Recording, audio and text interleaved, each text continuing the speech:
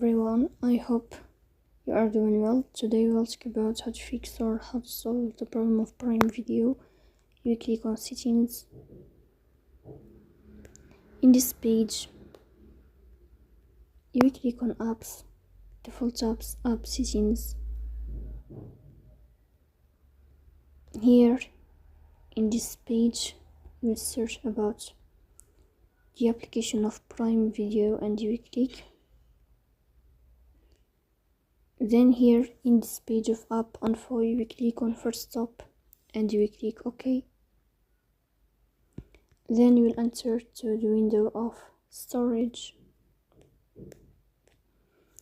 Then you will click on clear cache.